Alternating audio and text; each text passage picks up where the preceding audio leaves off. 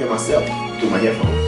Yes, man. Like, I feel real good about this right now. Pay attention, because you are now listening to Permission to Speak Freely. Right. Welcome back to Permission to Speak Freely podcast. As you can see, I kicked out the boys. I kicked them out. They had to go.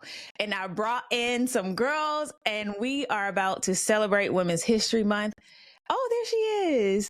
We're going to celebrate Women's History Month. So really quick, before we get started, to all the listeners, please, please, please show these beautiful ladies some love by liking the video, subscribing to our YouTube, all the platforms that we're on all the things. So just subscribe to all of it. So, as I mentioned, today is a very special episode, especially to me. It's very special. It's Women's History Month, and during this month, we traditionally will recognize influential women, those who have paved the way for women like us. And speaking of women in the Navy specifically, some of our first that we usually will recognize, Admiral Michelle Howard. She was the first woman four-star admiral. Admiral Lisa Franchetti. She was the first female CNO, first woman CNO. Some people don't like to say female, so I'm going to say woman. And then we have Chief Yeoman Loretta Walsh, who was the first woman chief. And then we cannot let any Women's History Month go by without recognizing Fleet Master Chief April Beldo. She's like the superhero to many, and a lady of many firsts. She was the first woman CMC of Recruit Training Command. She was the first Black woman CMC to be assigned to an aircraft carrier. She was the first woman and first Black Force Master Chief for Navy Education Training Command. And she was the first woman to be the Manpower Personnel Training and Education Fleet Master Chief. Whew, lot of firsts. Very great woman. And also there's so many women that we could recognize that have just done phenomenal things, including every woman that's in the military that serves, that goes out there and gives it their best every single day. And we have some of those women here today, and we are about to have a great time. I cannot wait to get into this episode. We better go viral, y'all, because that's what we do. Who run the world? Girls. So we're just going to take a moment to go around and introduce, if everyone can introduce themselves. We're going to start off with Marina. Hi, my name is 82 Marina Griffin. I've been in the Navy for 7 years. Okay, Ashlie B. Hi, good morning. I'm Y1 Ashlie Beaver, and I've been in 12 years. Okay, and Emily? Morning, Lieutenant Commander Emily Curran, and I am in year 14 in the Navy. Right, and Ashlie W. Good morning. Thank you for having me, sis. So I'm Ashlie Williams, Senior Chief, Yeoman type. Been in the Navy 16 years. All right, and Stephanie. Hi, good morning. I am LS1 Confer, and I have been in for 11 years. Nice. All right. So, by the way, everybody looks amazing. Amazing. So let's get right on into it. So why do you think it's important to celebrate the accomplishment of women, in particular women of service, during Women's History Month or any time at all? So we'll start with you, Ashlie. Okay, thank you. First and foremost, women, there would be nothing without us. Let's just go ahead and get it started like that. I'm kicking in the door with that, because nothing is, honestly, like when it comes down to the nurturing part of life, we do that. But in the work center, if you've noticed, we're leaned on heavily. Our opinions are leaned on heavily. Our expertise, our abilities to be creative, and our intuition, all of these things make women special. And that is why we do thrive in any environment. But it's really interesting, like you said, we're still experiencing first to this day. Like in this day and age, Right. we're still breaking glass ceilings. And that's something to celebrate. It says a lot. It's not that we're underperforming and we're just now catching up. What it is we're just now becoming recognized.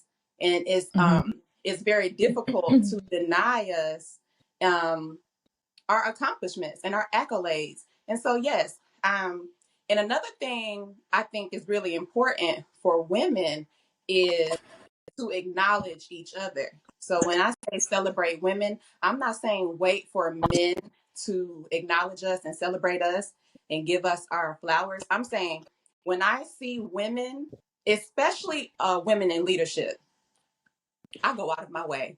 You know why? Mm-hmm.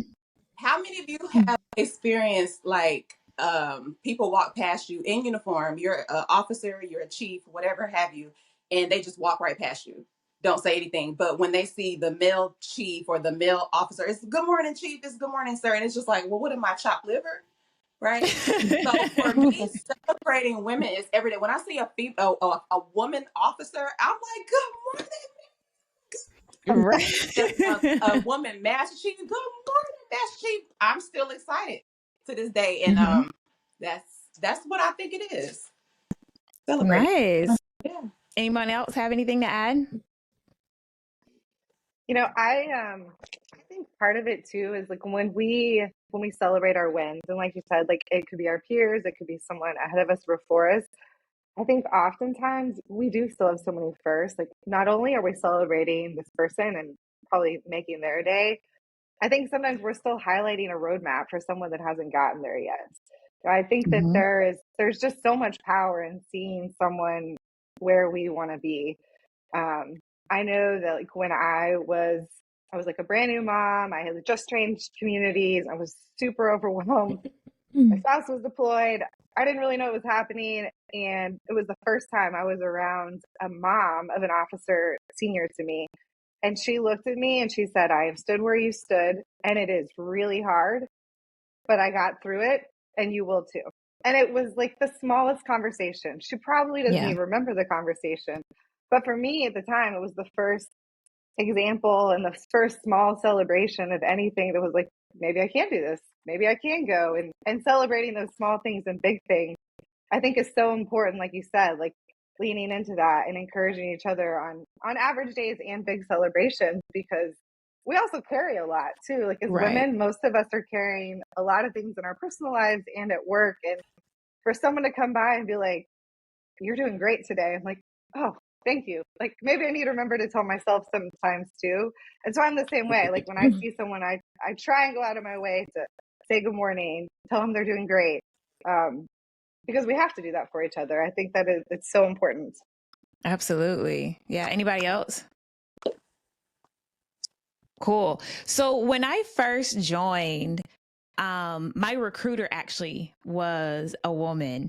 And I remember like I was in high school and she would come to the school and she just looked so sharp and she just had it all together. And she had like a pixie cut and her hair was just laid. I was just like, I want to be just like her. Like sign me up today. And so that was my first perception of women in the military. And then I joined, and luckily what I saw matched that. I was lucky to be surrounded by a lot of genuine women in the military. But I also was like, okay, so when she's not wearing, because she used to wear the skirt every time I saw her, she was in the skirt. And so I didn't think that women in the Navy got dirty. I was like, we just wear skirts every day. So when you first joined, what was your perception of the life of a woman in the military? And did that perception change once you came in? Who wants to take this one? I can start it. So when I had first came in, I didn't have a lot of female leadership. I came in undesignated. There was a lot of men, and I was one of 3 females in this division. And I just felt like I had to work twice as hard, and I didn't know what direction I was going, just because all of my leadership was men, and I was the smallest out of my whole division. So I was like, oh my God, I just have to keep working so that I get noticed and so that I can then just like keep going. I didn't find out about female leadership until later, once I became like a second class and things like that. It was, Oh, wow. once I saw that transition and I got rated, and it was like the coolest thing because I found out that you could still be like strong, hardworking, and be recognized. Mm-hmm. Mm-hmm. How was it working in this space with a bunch of men? It was tough. It was like I became one of the boys very quick. Like when I came in, I still wanted to wear makeup. I still did my hair. I still got my nails done, but I was covered in pain. I was like, life coats were all over me. I was literally one of the guys, but I was just tiny. Like they didn't give me any grace. They were like, "All right, come on, Beaver, let's go." Like, oh, okay, I'm coming. Like, wait, I just got my nails done. You mean I Yeah. Yeah. It was tough, but I made it through, and it was one of the greatest experiences. I wouldn't change it for the world. My BMC at the time, who's a Master Chief now, he made sure that I was comfortable, but he was like, "Listen, you got to pull your own weight, and as long as you pull your own weight, you're good in my eyes." And I wouldn't trade it for the world. Ashley, you were about to say something? Ashley W. Because we're both yeomen, me and Ashley. Yes. So I wanted to give you your props because a lot of times, especially the yeoman side of the house, I know you were undesignated, but you had an experience that a lot of us in the admin world don't necessarily get until we get on the ship and we participate in drills and stuff like that. So I just wanted to give you your props because you came in and you said, I'm finna down and dirty with the boys. And I'm also going to put my clean press uniform on and get my nails done instead and make sure y'all's records are up to date. So I just wanted Thank you. Yeah. I just wanted to highlight my girl. Thank you. Has anyone ever felt like Ashley B, you mentioned that like you had to like be one of the boys. Did anyone else ever been in a situation or work in a work center where it was like male dominant and you just felt like you have to be one of the boys in order to like fit in? I have. I'm an ABE, but my first duty station was at shore duty at ceremonial guard. So I didn't experience like the ship life for like 2.5 years. So when I was at ceremonial guard, when I first got there, they used to call me Princess. I was cold and I wanted to wear my parka, but they didn't want to wear their parka. So they would initially have to, one band, one sound, we would all have to wear the same thing. And I was like, everybody's mad at me. I probably should just, shut up and just be cold in DC. And, so I just kind of felt like I had to be silent so that way, majority of people wouldn't be upset that I didn't do what everybody else wanted to do. Because ultimately they would have tailored it. I'm cold, put your parka on. So I felt like I kind of had to be like the boys, but it didn't feel right. I was just like, it's not really me. So I settled for like maybe 3-4 months and I was like, I just hate it here. I should have just go to the ship. And then I was like, you know what? They're just going to have to learn that I'm going to just be called Princess and I'm going to just be a woman. And then, we're just going to have to work together. Like, I feel like I had to learn to be comfortable with being a lady, a woman in the military instead of like trying to fit in with the boys. Cause I'm not a boy. I don't want to be a boy. I want to do the same job we do, but I need you to know that I'm a woman. And when I'm cold, I'm a request to wear the parka, even though you're hot. So I conformed a little while and then I was like, this is not it. Right. Back to Princess I go. So I appreciate the name Princess now. And you know what? That's funny because sometimes it's not really that we have to like change to be part of like the boy group or whatever. Sometimes we just feel that way and it's nothing that they're doing. We just feel like we have to do that in order to be a part of the group and to, be respected the same as everybody else. I know that at one point I realized that I would walk into a room if I'm like going into the chief's mess, if I was like one of the first ones there, I would be sitting there normal as I normally am, princess type sitting. And then the more and more males that would come in the room, my posture would change. Next thing you know, I'm slouching in my chair. I'm sitting back like this. And it was like, as the male energy came in, I took that same energy on and I didn't realize it. But when I did, I was like, why the hell am I doing this? Girl, and then why? I stopped. Why am I doing this? And so I just stopped. I was just like, okay, we got to stop that. We got to stop. Yeah. Yeah. So, go ahead. Tish, I'm sorry. I'm kind of wanting to do the opposite side of that because I've always felt like I was a diva. Always. I remember when I went Very through much. the rating, I didn't know what was going on in there. I said, okay, well, what job do you have where I can get my hair and nails done, talk to people? I would like to sit in the AC, and I would just like to. They were like, "Oh, you want to be a yeoman?" Girl, I sure do. And I always say, I like to tell the men, I like to tell them, yeah, I'm personally not gonna break my back to do that. I will help you. I will be there. I will cheer you on. I'm gonna bring my strengths. What are my strengths? You know what? I probably have a good plan. I got a good vision. I can help you carry the light stuff, but I'm not out here to do all of that. That's me. Ashley, Right. respect for my Ashlie B because she got out there. I've done a few working parties, and then I'll be done.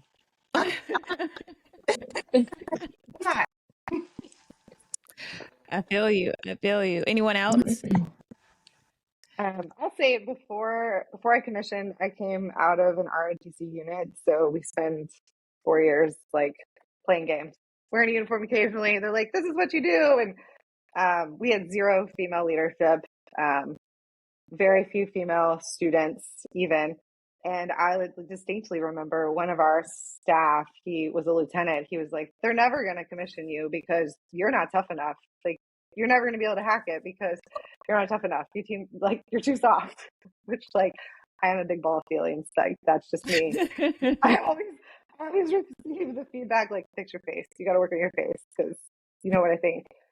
But I think I spent that first tour, which was challenging for a litany of reasons. I ended up on the other side of the world on this destroyer in Japan. I had no idea what was happening. And I just thought, you have to be tough. You can't you can't let emotion show. You can't be soft. Like, we had one female department head, I think at the time, and like her style was one of the boys. I was like, okay, you got to be tough. You got to act like them. You got to fit in. Like, you can't show any softness. And then I realized, I mean, it's like Ashlie said, I wasn't bringing any of my strengths to the table. And so I think it was a learned process for me to realize, like, I just can't survive like that. I wasn't happy. I wasn't like leaning into the things that make me me or make me a quality leader. And so I think I wasted a lot of energy early on, just so worried about how I was perceived and how I was fitting in. And like, you just couldn't like lean into that and be normal. Like, don't be too friendly. Like, don't be too soft. Stand taller, be tougher, don't show any emotion. And so I think, you know, that perception of mine changed over time. Like, I finally got to a position where I realized, like, oh, there are other women around me. But my first tour and a half, there were no women leaders. We didn't have any women senior enlisted. And I was like, I guess this is what you do. Unfortunately, I eventually found that because I would just be no good at it. I mean, I probably still wouldn't be here if I hadn't realized that, like, I can do my nails. I can talk about my family. I can show when I have a hard day. And those are, it sounds so silly, but it was like things that I just didn't think you could talk about when I first got to my first ship. Wow. Yeah. And speaking of being able to get our nails done and all of that stuff, there's been so many uniform and grooming standard changes that have come over like the past like 5 years. And I think on one of the episodes, I was like, who is up there at NPC doing the thing? Because she is doing it for us. Actually, someone actually sent me her name and I meant to have it here today because I did want to shout her out. But oh my goodness, men have been asking for beards for an eternity. That's all they want. That's all they want. And, That's it. and every time a uniform change comes out and it's in our favor, they get more and more upset. And I'm like, listen, I don't know what to tell you. So I want to ask you guys, or you ladies, what's your favorite uniform, whether it be like actual uniform, because they've done a lot to like fit uniforms better for us also. So what's been your favorite either uniform or grooming standard change, and what's been your least favorite or one that you think was just like so unnecessary? And we'll start with Stephanie. Ooh. I think my favorite change was the ponytail. Go through, moments where I chop my hair like now, and then that growing out period, it is so frustrating to try and get your little pieces of hair in a bun. So when they came out with that I think was my favorite, because I was like, okay, yes, now I can cut my hair and not have to worry about that. Yeah. My least favorite is honestly just like the uniform changes, like the uniform itself, just like every time you turn around, it's like, oh, we're working this prototype, and now, with that latest nav admin, the female initiative is great, but to me, I'm just like, can we just stick with one uniform? Like, we will be fine. We will continue to, fight the good fight and meet the mission in whatever we're wearing. But can we just stop changing it every couple years? Because then, we just have to spend more money every couple years and changing those uniforms out. Exactly. I saw they came out with the one, they were like, oh, we're doing a pilot for back pockets on women's uniform. I'm like, oh, that's fucking back pockets. Yeah. I don't carry my wallet back there. Do y'all? No. Exactly. Who asked for back pockets? Who asked for that? Yeah. Oh, so lashes for me. How do you ladies feel about the lash rule? Let's talk about it. I love it. About the lashes. I knew Ashlie Beaver. As soon as I saw her, I was like, oh, she's a lash girl. I'm gonna put her in here. I've taken a year sabbatical from lashes, so I'm natural on the lash department, but the ladies are still rocking the lashes. And I love this rule. It's personal to me because y'all, I had to go to an informal DRB once when I was a first class over some lashes. I had just got my lashes done. I read the rules. It said no long false lashes. So I told my technician, like, okay, make sure they're not long. So my chief time, shout out Senior Chief Zamora, but at the time she was like, oh, those are nice. Those are really nice. And I'm feeling like cute. Tell me, I walked down the P-way and a gang of female chiefs pulled me aside and was like, you're not supposed to be wearing lashes. And I was like, oh, well, Chief, actually, I can wear false lashes as long as they're not long. And she was like, oh, okay, that's how you feel. Be at the Chief's mess today at 1300. So, I go tell Chief, I'm like, Chief Zamora, they want me at the Chief's mess. And she's like, okay, go to the Chief's mess.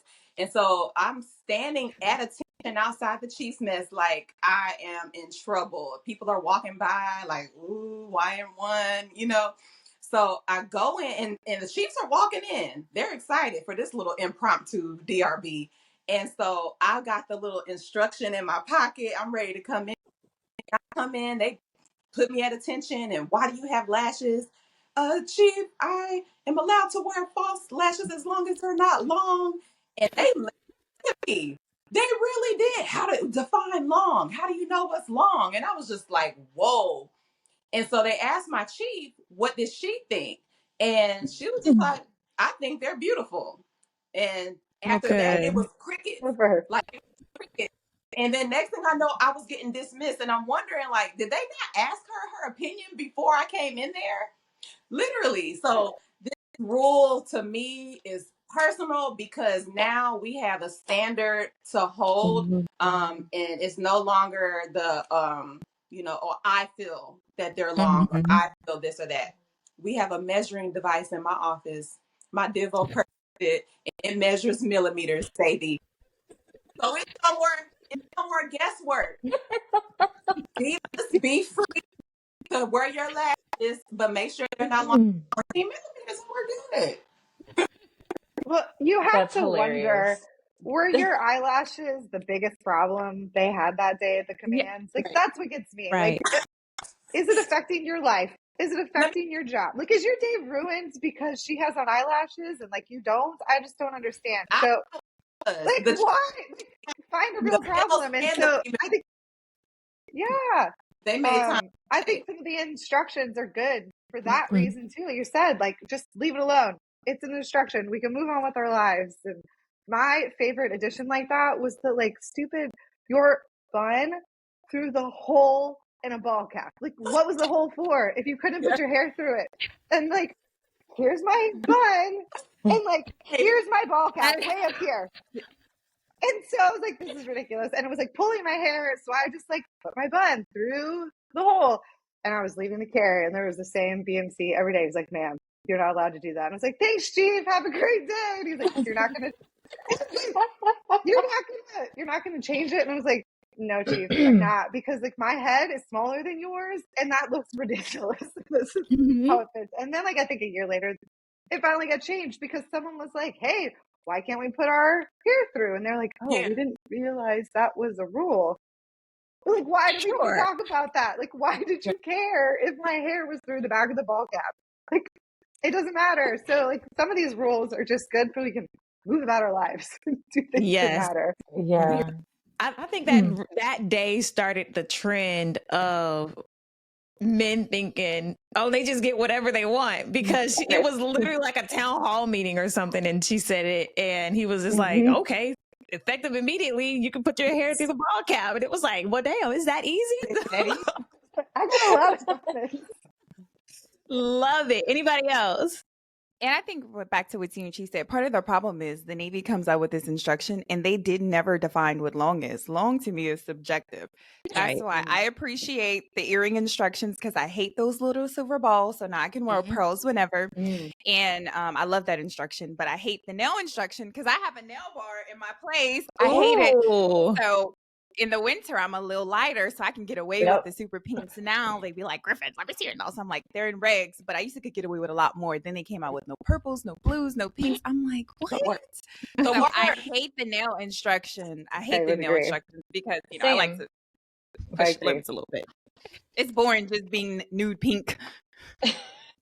You know what's so funny?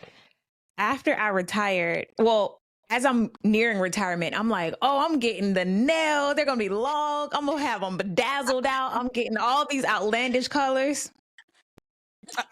That's crazy. We have been institutionalized. We really have. I'm like, they just look so pretty. And like, I do get a design, but they're just very, I'm just used to my nails looking just very clean. I'll put a color on there, but I just like the clean look. And I'm like, I really wanted to do all the crazy stuff. And I think I tried it once, and I was just like, oh, this isn't me. I gotta put it on. I'm not ready. It's so my nails back. It's classy. A nice ombre or pink. It really is classy. It is. It is. All right. Anybody else want to add anything before we go on? Okay.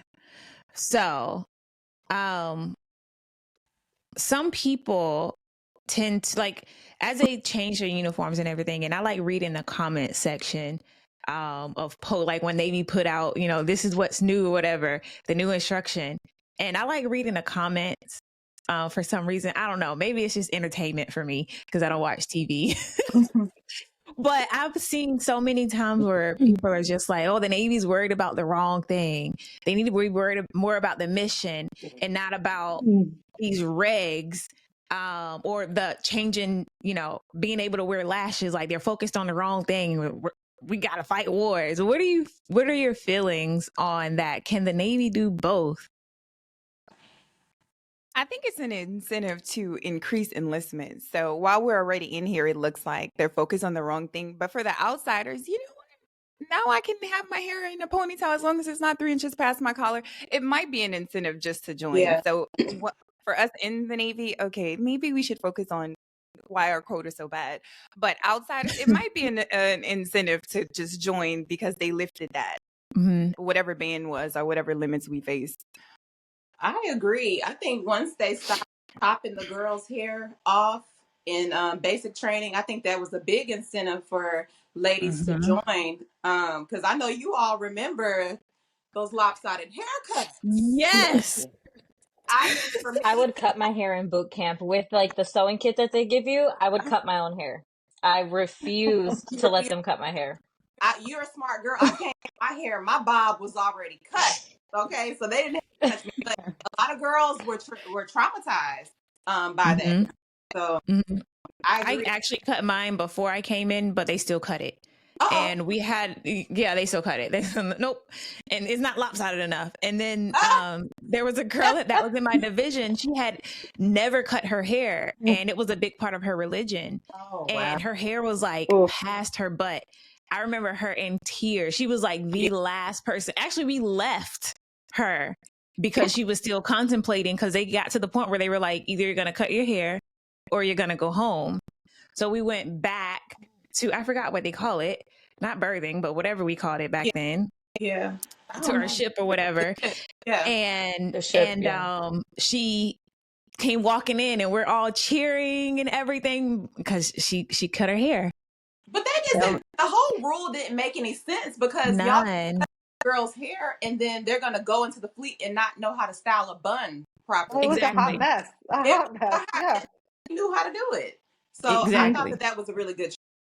That was. And I think that I enjoyed all the different changes because it did kind of like help us to relax a little bit. And like Ash was saying, it gave clarity, like the clarity of it all. So nobody's pulling me to the side or pulling me into a chief's mess about some lashes off of personal preference.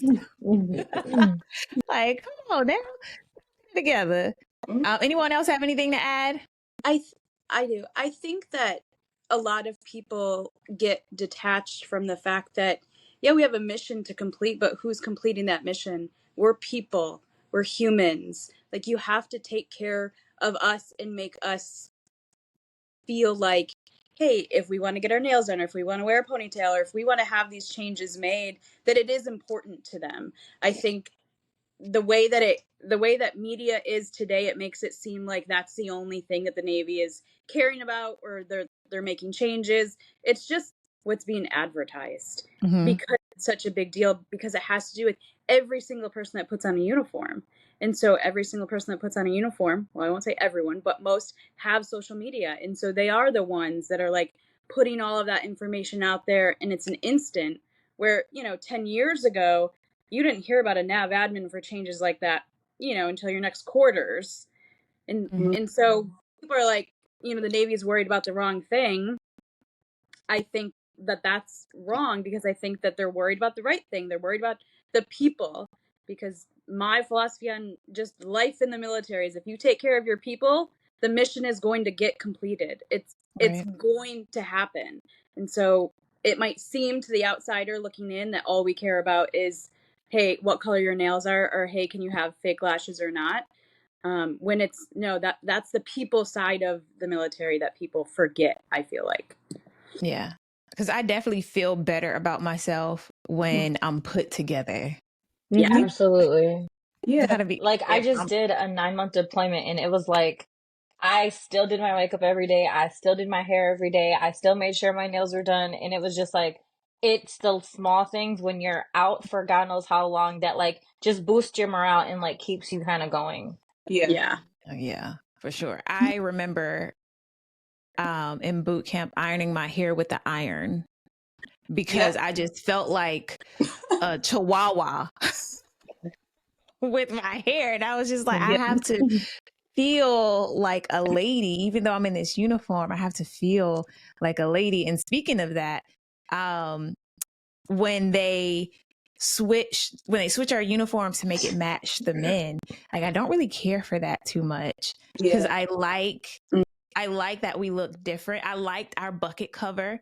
And then we had to switch to the combo, which those are pretty nice. Now, I got to tell you, at first I was like going against the grain. I was like, I don't want this man cover. I want my bucket cover. And then I put it on. I was like, actually, I look like a smooth criminal in this thing. Yes. All right. Anybody else have anything before we go on? Okay, so we've already kind of touched on the calling people out. Ashlie, you spoke about being called out, ganged up on by a bunch of, as a first class, oh Lord, I probably would have melted in my seat.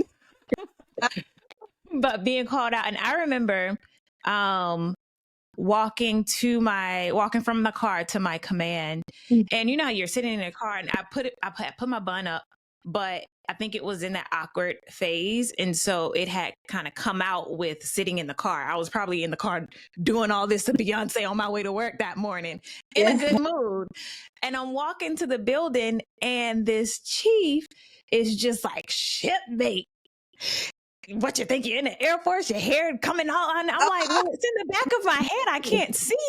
Like, you could have just been like, in my mind, I'm like, why couldn't the approach have been, hey, your hair fell out? Because obviously I'm a first class. I know that I can't rock a ponytail. At the moment, ponytails weren't a thing. So I know I can't rock a ponytail. Like, you've never seen me rocking a ponytail before. So obviously it just fell out, and it was a mistake. So let's talk about people, the way people call out like regulations and hair and stuff like that. What are your thoughts on, you know, maybe there's a listener who does stuff like this. Maybe there's someone who has had that done to them before, and they think that that's the way you do it, and then they go and perpetuate that to the next person. What are your thoughts on how to call people out? What's a good way? What's a bad way? And I'll go with you, Ashlie. Me? Yeah. Okay. So thank you for touching on the people do what was done to them. I was just having a conversation about this the other day. And a lot of times leaders today think that they have to almost gatekeep whatever the next step is by treating you or harassing you or doing what was done to them. And if you can get past that, then okay, we'll welcome you in. And I think that's just toxic leadership all the way around. The way that I like to do things, especially correcting people, first and foremost, I'm going to be respectful. I just spoke to my department about this at quarters, and I'm telling them the first thing you lead with should be respect. We all know that our rank comes with a level of respect that is assumed, but you also have to give it. So first things first, I'm giving respect. Second thing second, I'm going to be relatable. I'm going to relate to you. So let's say that a young lady has some long red nails, and I'm approaching her. I'm going to relate to her on the sense of, you know what? I do like your nails. They're beautiful, and I know that you probably feel spectacular with your red nails. However, are those within regulations? I'm going to ask the question. Why? Like Tisha said, I don't know that you know. I know that it's obvious to me that you can't wear those pointy red nails, but do you know? So one, I'm going to come respectfully. How you doing, shipmate? Good morning.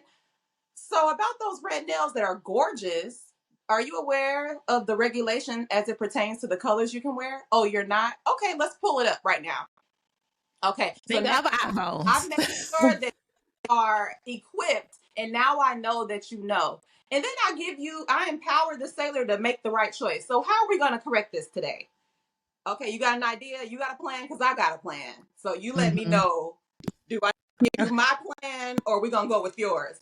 And you know what? And honestly, I get a lot of great reactions from the ladies, especially. So a lot of young sailors, they come to me, they ask my opinion, and I'm able to lead them, and they're willing to learn from me and follow me and things like that. Vice being that chief that's calling people out and making people feel, horrible about themselves. I think it's a leadership.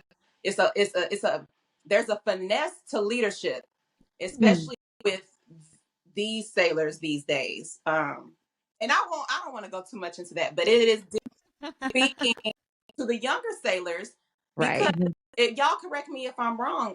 When we were corrected, we got corrected however it came out, however they were feeling that day, and we just went with that. It was yes, chief, no, chief, yes, ma'am, no, ma'am, and we went on with it. And I like to just grow with the times. I also think if you think you're going to call someone out, you better know the instruction. I think a lot of times they'll be like, I mean, those nails look wild. They're definitely not, and they're definitely not in the regulation. So I'm just going to call it out. I'm like, well, you better know the instruction. And just because I'm the only woman here, I am not the keeper of all of the woman instructions. So that was also important to me. Like if one of my peers would be like, hey, like the sailor, she's got like crazy nails. I'm like, well, do you know how long they can be? I mean, I know how long they can be. Do you know how long they can be? Well, I thought you would know. But I'm busy right now. Like I'm working. You just saw this person. Like, here's the Google and NavAdmin, and you're welcome to look it up. I will show you the instruction, but you can also do it. And so sometimes I think that that's important too. Like this isn't like a woman problem. It's not just a female sailor issue. Like I used to keep the mustache regulation really handy too, because it drives me up a wall. So I'm like, that was my thing. But I had to know the instruction. I couldn't just be like, that looks gross. You should get rid of that. Because that's not the regulation. So I think that if you were going to do it, part of being respectful and being professional is you better come equipped with what the actual rule is, not just because you have a feeling about how someone looks. Yeah. I love that. Yeah. Who else? And Sorry. just to piggyback off of what Emily said, just not being designated as the person to go correct everyone. So I would say a caller outer, because I'm very tactful with it, and I be knowing the instructions just because I'm at TPU, people getting out, so they try all the rules. They test us every day. So we have to know the instructions, but I don't always want to be like, hey, Griffin, can you go tell her like this is incorrect? I'm like, no, you got to do it. Because when I leave, what's going to happen? All the standards will fall by the wayside. So I don't mind correcting someone respectfully, tactfully, but I also don't want to be at every command picnic, at every training. Hey, can you go correct them? Like, you got to learn one day. Right. Yes. To the men, please learn the instruction. Please. And don't be 'Cause we be knowing. afraid. Right. Don't be afraid to go up to someone and, and correct a uniform infraction. Don't come hauling us down to do it. I remember when I was embarked on a ship, and there was the master chief. There was a black female that was a master chief on there. And she was a career counselor. And so she was like the most senior female on the ship. And so there was a white girl that got cornrows during the underway, and chiefs came up to her like, you need to go tell her that she can't have cornrows. And she was like, well, why the fuck not? Set me up for a semio complaint. Like, what? Where you get that from? Just because it looks different and you're not used to it, that doesn't mean it's wrong. So please learn the instruction before you come tell us, or now y'all. Before you come tell us to come correct, like, okay, bro, let's look at this together. And that's we do have to pull them alongside sometimes. Yeah. They just be scared. Okay, well, figure it out. Well, what they're afraid of? What do you think? I don't know. Well, you know what? I know that I've seen people try to be tactful when they correct somebody, and they get all of this right here. They get all the pushback. We know y'all out there too. We know y'all out there too. Y'all don't want to be corrected. Y'all like, Marina's like, oh, wait. That may have been me once or twice. Go ahead, Marina. My second class in DC, whew, she made me out of a believer. It was my first duty station, and I hadn't quite understood the transition from civilian to military yet. Because I was 22 when I joined, so I thought, I didn't realize how big of a change my life was going to be. And we were in DC at ceremonial guard, and all they cared about was our appearance. So I did push the limits a lot. Like I tested, and she showed me every time, and then eventually I conformed and became a knower, a doer of the instructions. So now I can uphold the instructions, even though I don't like the nail instructions, but that's okay. I'm gonna still uphold it. But okay, so on that note, I wonder, like, do y'all think that the sailors think that we really care? Like deep down inside, like we personally care. This is my job. As a chief, I am to uphold good order and discipline. I have to enforce the regulations. That's in the job description. So do I care about how beautiful your long ponytail is down your back? No, I don't. But you have to put it up, baby. You gotta put it up. You have to Well, go with those nails. I think too, those like two things can coexist as well, right? Like, I mean, it is our job. Like, it's our job to follow the regulations, it's our job to uphold the regulations. And at the same time, I can also be doing the work to try and change a regulation that I think doesn't make sense. And that's the long game. But like, I feel like I have that conversation a lot. Like, that's the professional answer. Like, I got it. There's lots of rules I don't like. Like, I don't love the nail polish instruction either. But until we do the work to change it, or someone says otherwise, you're right. It's our job. It's our job to follow it. But if you don't like it, then do the work. Start working on it. Use your voice. I mean, all of these changes that have come out, especially recently, I mean, if that isn't a demonstration of the power of a collective voice, like, I mean, I don't know what else is on things that don't seem important. Like, that collective voice has gotten across, like, these quality of life things matter. So if you feel that strongly about it, like, that's the way to go about it. Cause you're right. But like, am I personally insulted by it? No, but you're right. We're here to do our jobs. And part of it is conforming to what we sign up for. That's it. And I want to highlight one more thing about regulations, and I want to talk about hair. Because Tisha, in our birthing, hair is always one of the things that we talk about amongst females, and Black women and our right to wear our hair in its natural state has been a big disruptor to our day to day. Can we talk about that? And I'm asking everyone here. So as you see, I have, well, you may not know that these are locks because they're so tiny, but I have my hair locked. And there has been a big uproar about locked hair and how we can style it.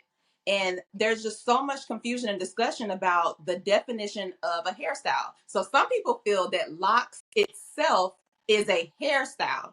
So you cannot put an additional style. So if I wanted to do a roll or a twist or cornrows, they would define that as two hairstyles. So have you all been faced with a situation like that where someone is just reading into it, making an issue? Like, how do y'all deal with that? I'll say my first duty station was DC, right? I've never seen women with locks until I got to DC. But because of the nature of it, when I got to my first command, I didn't understand why all the Black girls, none of them had hair. They were all short. And I was like, why are the Black girls bald head? It's because we had someone asking us to shave our head. So I was asked at my first duty station to shave my head. I called my mama. I pulled the chief. He was the NC. And I was like, I don't want to shave my hair. We were supposed to be neatly groomed, hair in a bun. And I'm like, I don't really want to shave my hair. I was super natural. And he immediately was like, who asked that? I was like, the squad leader, the first guys asked me to shave my hair. And it kind of matches with and there was like 4 Black girls, but none of them had hair. So I called my mama. She was like, write a letter. I wrote a letter. I didn't understand like how good policy was in the Navy at the time. But I wrote a letter and I passed to the chief, and he was like, please don't cut your hair. Little did I find out that they were already under investigation for asking girls to cut their hair. So I'm glad I didn't cut my hair. Eventually I did, like a year later, but it wasn't because they asked me to, or I was trying to fit in. It was just because I just wanted a different curl pattern. But I have experienced like, my hair is just not good enough. Like, it get frizzy in the winter, and it just does. It never look. I could never get my hair slick. So it was just better to. So I got a weave. I got a quick weave, and that's how I wore it like for my first year in the Navy until I just actually started wearing my natural hair, because I didn't want to be like labeled frizzy or like it didn't look good for pictures. And we were doing high profile stuff. So hair has always been a point of contention in my Navy career. Mm-hmm. And we had to write and fight for locks and natural hair. To wear an afro puff or all of that was a fight. So I want for all the men out there that don't understand what women are going through. We literally, just to exist and be ourselves and show up as who we are, we have to fight for that. So while, you know, some people feel like we're getting everything that we want, no, we're not. You just get to wake up in the morning and understand this organization tailored around your needs. So in order to fit women into an organization, there has to be some changes. And unfortunately, they're rolling out very slowly, right? So it seems like being oversaturated with female issues. No, these are things that should have been addressed, and we're just now getting to them in the year 20 something. You understand? So right. Yeah, absolutely. I remember I had a sailor. It was right after the ponytail instruction came out. And I had a sailor who wore hair in a ponytail. And then she was approached by a chief and told her that it wasn't a ponytail because it didn't hang down, because that's what the instruction said, that it has to hang down. Well, our hair in its natural state, it just puffs. It doesn't really hang down. And so we wrote to the Uniform Matters office thinking that they're gonna save our life. They about to save us here. They about to give us something. The uniform. We sent a picture of it. They came back and was like, "Well, her hair isn't really that long." They pretty much called her ponytail a struggle ponytail. Those who don't know what a struggle ponytail means, that means you don't really have a lot of hair. Like an onion tail. Y'all know the one. Yes, I'm like that. Lord. Didn't really help us at all. And she felt so offended. Poor little thing. She felt so, I was like, okay, that's okay. We gonna put this email away. We're not gonna worry about it. We just gonna fight the good fight ourselves. It's not it. This is not it right here. We're supposed to lead the fight with that. Right. And I had to talk to, I was a chief at the time. I had to talk to the chief, and we had a very different opinion. And pretty much it was just like, well, the sailor is fine. It's a ponytail. Just because it doesn't fall the way your hair falls, it's still a ponytail. And it was just like a rift, though. Like me and her were cool before that, and we just kind of never talked again because she felt some type of way because I didn't make her put her hair the way that she wanted her to. I don't know if she wanted her to tuck it or to, like, I don't know, because I'm like, there's no way. It's a puff ball. Like, there's nothing that she can really do. Or what did she do before? And I'm like, you know what? Which leads me to my next topic, sisterhood. Because like I said, after that, me and her, like, we just kind of didn't even talk after that. And it was like for something so petty. And I'm just like, okay, well, if that's how you want to be, then that's just how you want to be then. It is what it is. But in the Navy, you know, we're women, we should be sticking together. Because we're all fighting the good fight, you know? And a lot of times I have seen where there's not really a sisterhood. Women are catty, you know, we're hormonal, we're emotional, all of the things, right? But I think there still should be, like, I feel secure when I am around a good group of women. I feel good. I feel seen. We can kind of bounce ideas off each other. We can go and fight in the mess together. Like, okay, this is what we about to do right here. And we go in and we know it's going to happen, just like the uniform office. So can you ladies speak on your opinion on, do you feel like there's a sisterhood? Do you feel like, you know, there's a lack of that in the military? Do you feel like women are just kind of like fighting against each other? And we'll start with, who wants to start with that? I can start. Okay, go ahead, Stephanie. So I really think it depends on who is at that command. My last command, I was the only female first class. And then we had 2 females pick up while I was there. And I was excited because I was like, oh yeah, finally I got someone like on my side. I don't have to fight all the stupid fights every day. And it went south. Like it was like me against them. And it was very, very, very toxic. So much to the point where I was like, all right, that's it. Like, I'm getting out. I can't do this. Like, I really let them affect me mentally. And yeah, and I was like, okay, I can't do this. I'm getting out. And then I had a conversation with the Master Chief, and he was like, basically like one of those conversations, like, don't give them the power. Like, you know who you are. You don't need their validation type thing. And I was just like, I guess I was just hoping that when they did, put first on, that it wasn't necessarily validation that I needed from them. I just felt like I needed their support because I was departmental LPO, and then they became work center LPOs. And it was just like anytime I put anything out, they would go the opposite way. Like we'd have PT hours and they just wouldn't show up to PT, and their people wouldn't show up to PT. And then I would be like, where is everybody? And they're like, oh, we're doing PT on our own at a different location. It's like, okay, well, that's not how this works. So, that became like a whole other thing, but that's just like an example of it.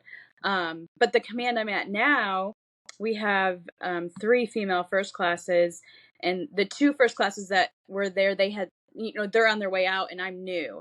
And so I was like traumatized from last command, was like, this isn't going to bode well for me. I'm going to struggle fitting in here. I don't know how this is going to go. But then it was the opposite. Like, the 3 of us are always, like, every decision we're making, we're always doing it together, making sure everybody gives good input. We can have arguments, like full on arguments, and then be like, all right, let's go to lunch. Like, it's a complete 180 of where I was before. So I really think it depends on who you're at that command with, and if your personalities mesh well, then I think you will get that sisterhood.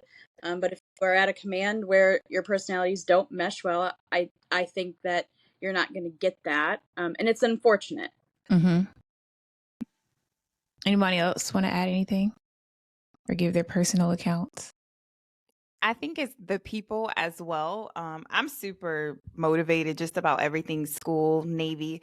So I'm on shore duty right now. I feel on shore duty, you should be in school, maybe a side hustle, a business. You should be doing something with all this free time we're going. So I think just women, like when they check in and I'm like, hey, I'm such and such, there's this going on. I can help you with school, all the instructions if you don't meet the new tuition assistance. And then they're like, nah, I just want to chill. And I'm like, chill. You don't want to, make your name known or, do more in the Navy. So I just think me just trying to give all my resources and just the things the Navy has to offer to other women, sometimes that could be met with resistance when they don't want to do that. They just want to do the job and go home. Some want to do less than the job and go home. So I'm learning to just like, meet people where they at, but still be nice, respectful, and welcoming most of all. Yeah. Ashlie, what about you? Ashlie B. I definitely have something to say, but I'm waiting for everybody. Okay.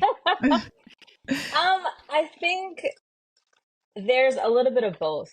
I think it definitely depends on like who you're working with and like your personalities and stuff meshing like that. But it's also knowing yourself. And I think that's one of our biggest like conflictions, is because like, yes, I want to be strong. Yes, I want to be independent. But at that same time, I want to come off friendly and I want to be personable. So I think juggling that and then trying to not necessarily adapt to your surroundings, but being comfortable with just being open-minded in your situations and like who you're around and things like that, and like different conversations. It doesn't have to be work all the time. So when you're having those personal conversations, be open to like hearing them out and like hearing their personal perspective. I have a very strong personality. I'm a Latina, so off rip, I'm like, Yep. no, no, that's not what we're gonna do, but like all throughout my years and like just different interactions and stuff, it's definitely been a learning curve, but I really think it's just adapting kind of to what you're around. I've seen both as well. That first ship, it was very like everyone for themselves. Like it was like women against women. We didn't have that many to begin with, and then when I showed up by myself. It was like very isolating, and I think that like if I was going to describe it in a word, it would just be lonely. Like it's a lonely existence when you don't have like you don't find that peer group to lean into. And then in contrast, when I got to my next ship and I showed up with a couple other females about the same time, so we were the same level, and I was like, this is what it could have been like the whole time. Like I could have had, we don't have to be like best friends and love all the same things, but just to have someone share that existence with that you can lean into when you need to. Like sometimes we just have different perspectives or issues or things outside of life or outside of work, than our male counterparts. And I think having that ability to have someone to go bounce ideas off of or lean into when you have a hard day and like maybe need that other perspective is just, it's so empowering too, to like have someone cheering for you and you doing that for someone else. I think that sisterhood, then when you do find it, is like nothing else I've seen. I like some of my best friends and best supporters in the whole world, they're not even in the Navy anymore, but we had that shared experience through those times, and we will always be close because of that. And I feel like we really learned the value of cheering for each other and how well, like what a big difference that makes. And so I think it's super important that those of us who've been around for a while try and prevent our like newer members from having that isolating experience. Like, even if someone doesn't take you up on your TA offers and helping them with the instructions, like you showed up and they know you showed up and they know you care about them when they showed up. And I think that that's the message right there. Like that's the important thing. Even if they don't take you up on it, they'll be like, well, she's there. So if I need something, like she's probably going to help me out. And I think that's huge, especially when someone shows up new. Absolutely. And Ashlie, you look like you over there steaming. I have something to say. Permission to speak. Speak freely. So I'm definitely feeling where everyone is coming from, especially the know thyself, like know yourself and be yourself. But rewind that a little bit, and I want to say that I have always been a girl's girl, and that has gotten me far, and it has been a hindrance to me at the same time. So being a girl's girl, you put you pour out. You wear your heart on your sleeve. You're not afraid to cry. You're not afraid to be the leader that'll give a hug. You can empathize, but at the same time, I'm going to hold you accountable. I'm going to know what you want to do with your life, and then I'm going to push you in that direction. And now here's where the conflict comes in, because everyone wants the girl that's going to cheer for them and be their friend and make them feel good. But in leadership, where do we draw the line to be like, okay, but we're going to be better and we're going to be great and we're here to exceed the expectations. Now I'm your competition. Now I'm trying to hold you back. Now I'm in your way. And so I think that as women, first and foremost, I love the idea of know who you are, because when you show up as yourself, no one can shape that. No one can shift who you are and how you show up. How does that look in the face of an adversary? When someone's pushing back at you, you can stand firm in who you are, and you can stand firm in your values and know that you're right. Okay. And know that you're doing what you're doing to see the best. So I think that on the other token of that, understanding that everyone is not where you are, right? Everyone's not healed. Some people have experienced traumas as it pertains to relationships with women, and they project that in the work center. So not only do you have to know yourself and stay true to yourself, but you have to realize that everyone else is still on a journey.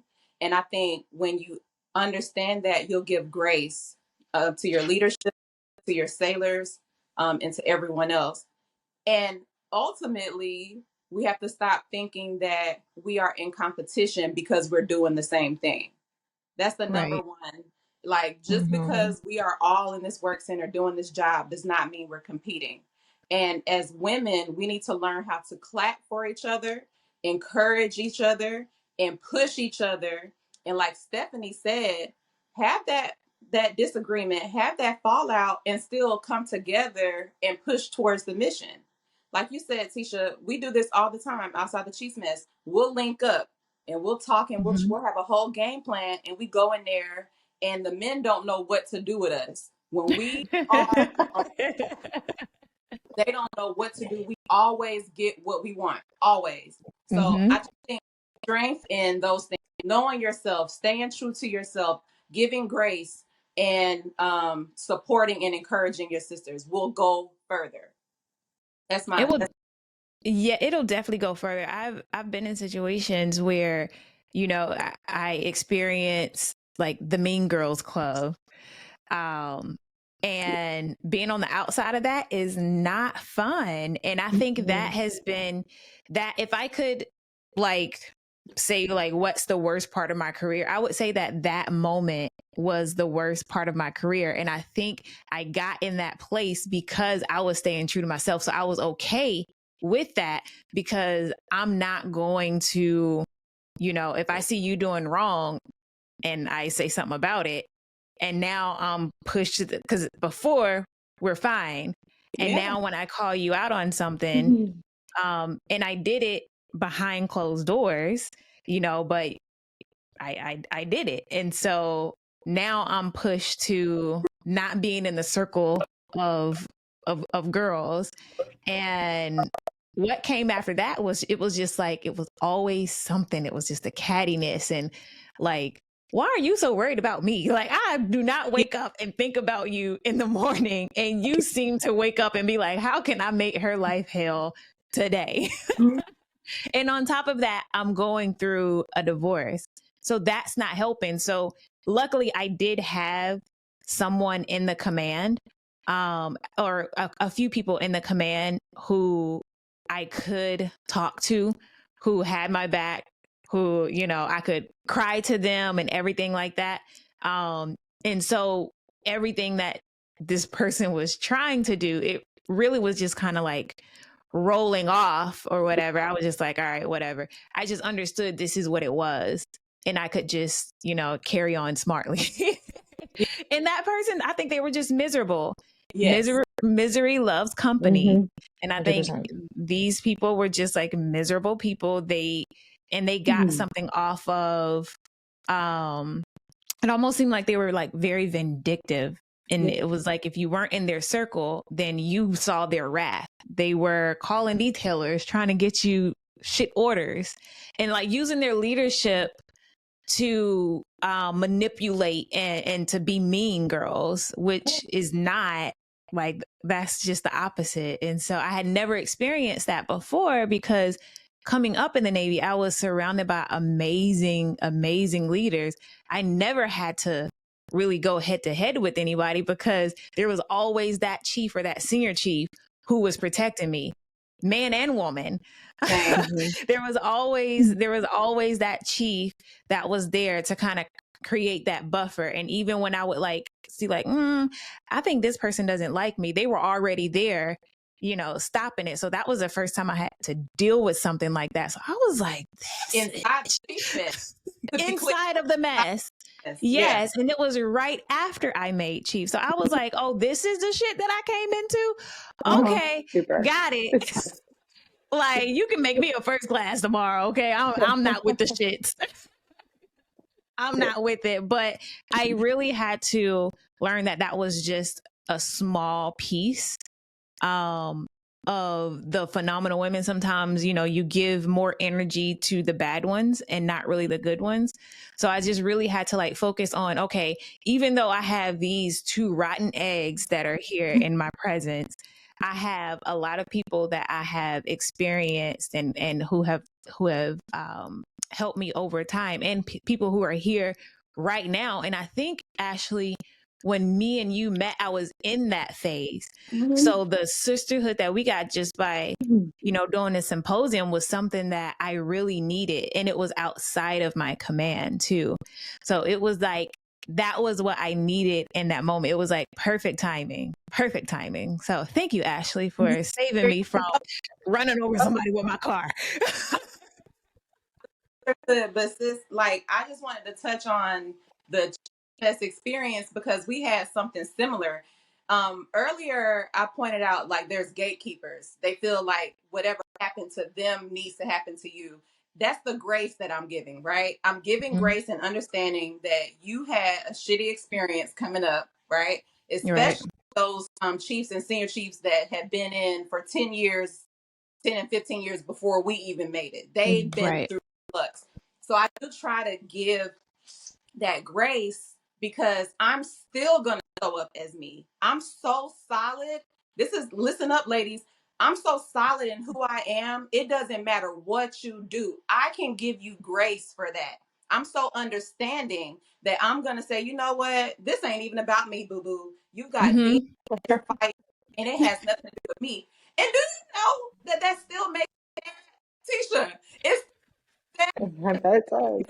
you know, It because you does. go up and you're like, girl, I'm giving you a pass, and you're still Right. being, and so it just knowing that it has allowed me to stay true to myself and true to the sisterhood. Like I'm Mhm. never gonna let somebody make me ugly because they Right. want to be ugly. I'm just not gonna do it. Right. But hey, face card. We're good over here. And it causes wrinkles at the end of the day. Look, I It causes are walking wrinkles. on our business. Like, why are we mad at each other? Like, oh God. Speaking of being mad, listen, the Navy got it from us girls. They were in the hot seat. Okay. When they pushed out this NAV admin with 006/24 is the assignment of pregnant sailors, they thought that, they had seen women in action before. I think that NAV admin dropping showed them a whole, like, if we never agreed on anything, we all agreed on that. So please tell me how you ladies felt when the NAV admin first came out. What was your initial feelings? And this is prior to the addendum, like when it first dropped fresh on the press. What were your thoughts? And actually, we're going to start with Emily because you have kids, right? I do. So how did you feel So, when that NAV admin came out? um, so I'm in grad school right now. I'm in shore duty, so I'm not attached to a command, but I do have 3 children that I've had since I've been in the Navy. And so my previous job, I was on a PCU. I was in the shipyard attached to a carrier, and that's where I was pregnant with my third. I left 8 months pregnant.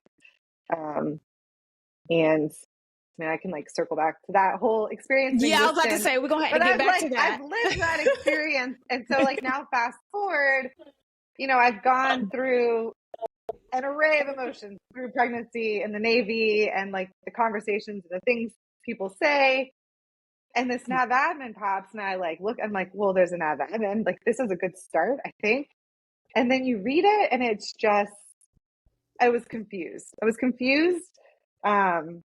But when you talk about like giving people grace, I feel like if my like time pregnant in the Navy, which apparently becomes a spectator sport because everyone thinks they need to talk to you when you're pregnant, has shown me anything, I think most comments come from a good place. Like most things that people say, and particularly like men that I worked with, come from a place of concern, or they think they're helping, or they think they need to protect you. And so I would like to believe, I mean, I do believe the or entity writing this nav admin, they're coming from a good place. I don't think there was enough guidance previously. I think anyone who'd have been pregnant and sent to be part of some pile of broken toys out of staff, like what more could you do to like diminish someone's self-worth in that instance and be like, we don't need you here and we're going to send you to somewhere where you're not going to do anything useful. Like that's good for nobody. It's also Right. terrible business sense. Like we're all here to do a job. So if you send someone to do nothing meaningful, like we're helping nobody and we're not motivating that sailor to stay in the Navy because we're not showing her worth. So I think it comes from a good place. But it seems where it got real hot was on if we're going to give credit and like how people get C2D credit. because in the same token, if you say, well, thanks for your service, but it actually doesn't count for anything now, like, we'll see you again in 2 years, that also is very demeaning. It's very diminishing to what you've been like busting your tail doing for however long you've already been at that command. So I think my initial thoughts were like, I think this came from a good place, but I think maybe we missed the mark on a couple areas, which is like where that outrage really started to come. Oh yeah. Someone else wants to. Who else was that? Yeah, I don't have. Oh, you go. No, go ahead. I don't have children, but I was always told if I get pregnant, make sure it happens on shore duty so it doesn't mess up my rotation. I read the instruction just to help other sailors. I just was very confused on why you wouldn't get credit for the time that you've already served at sea. So if you're ABE, you're going to serve 5 years. So if you did 4 years, if you got pregnant in your 4th year, you got to do it. Started, that just didn't make any sense. So I appreciated the amendum. Oh yeah. Oh, go ahead, Stephanie.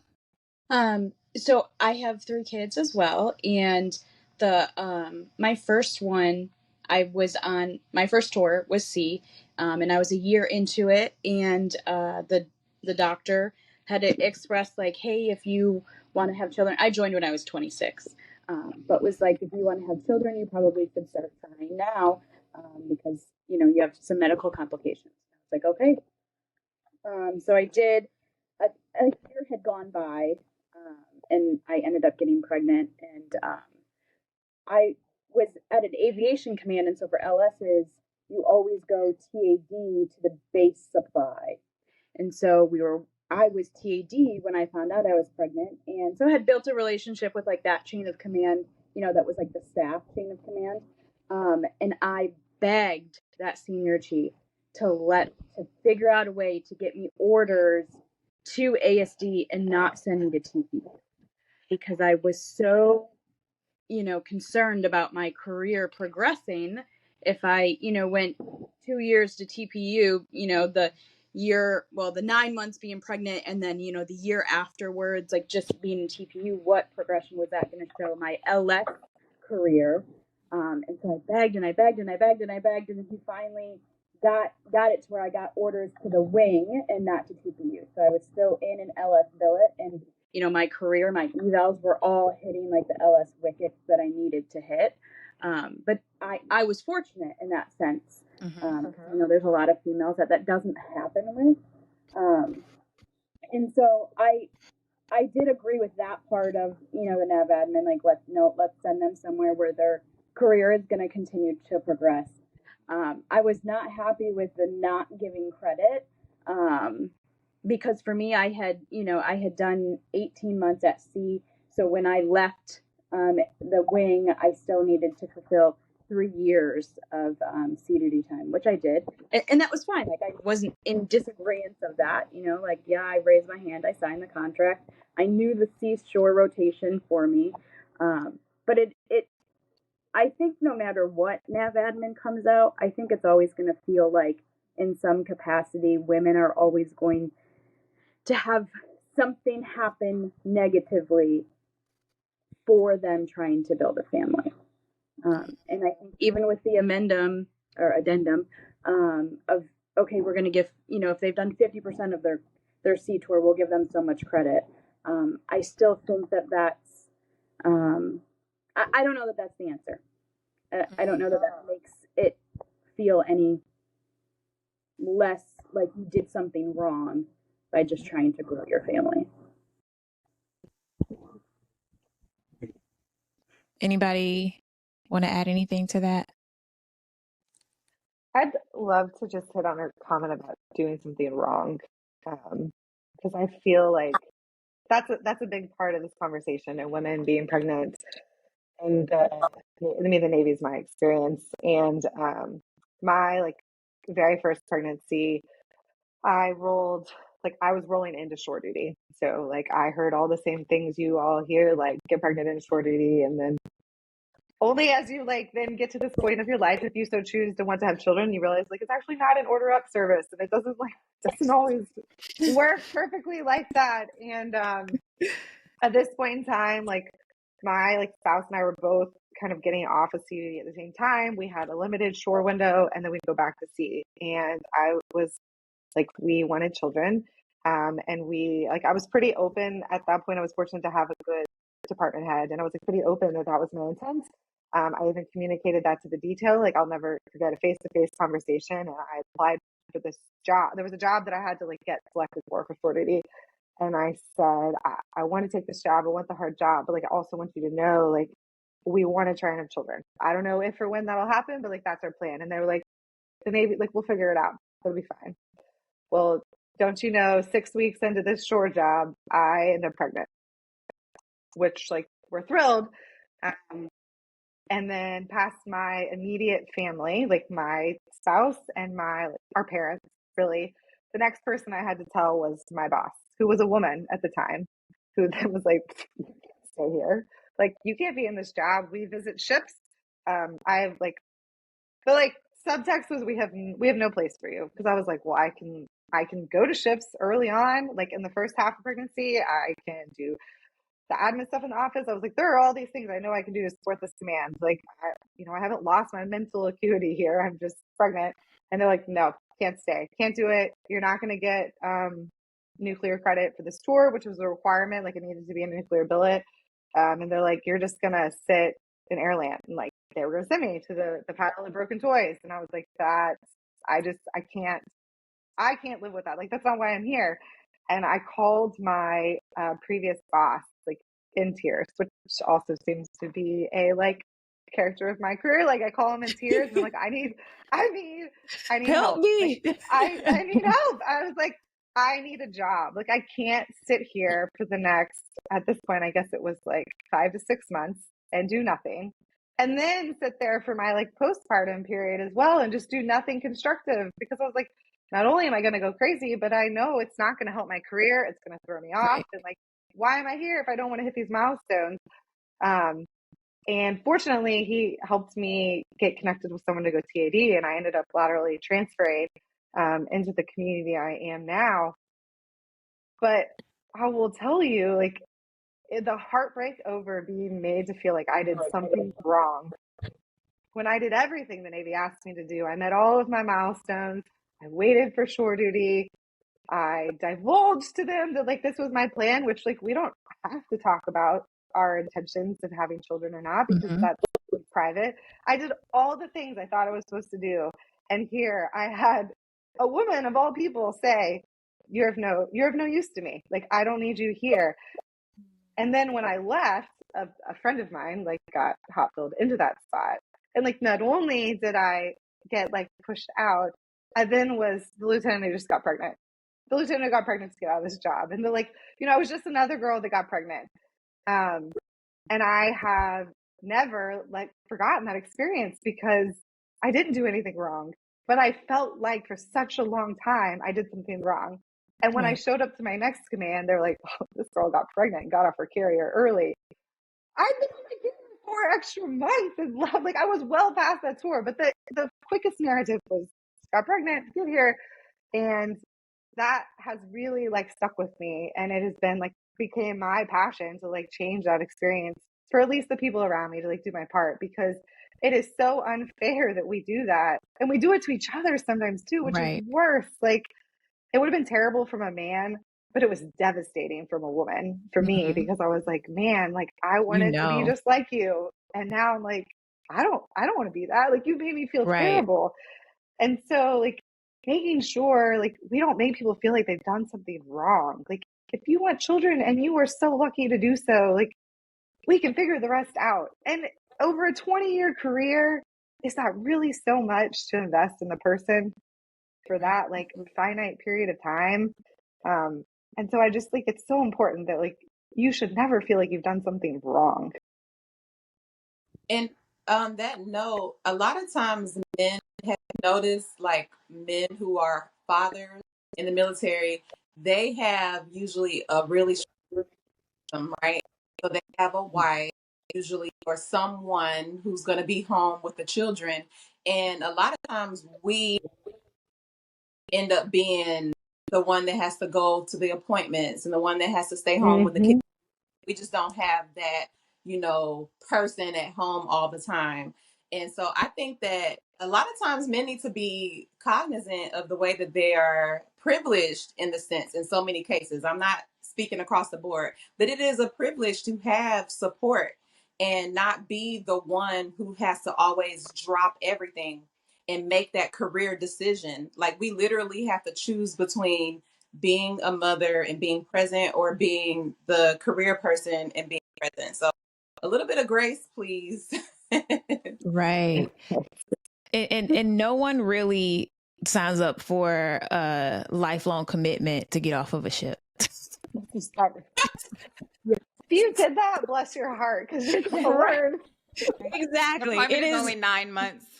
the juice is like not 18 worth the squeeze. It's not.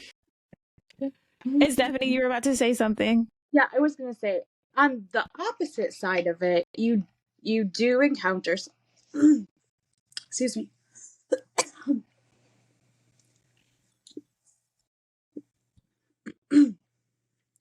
You do encounter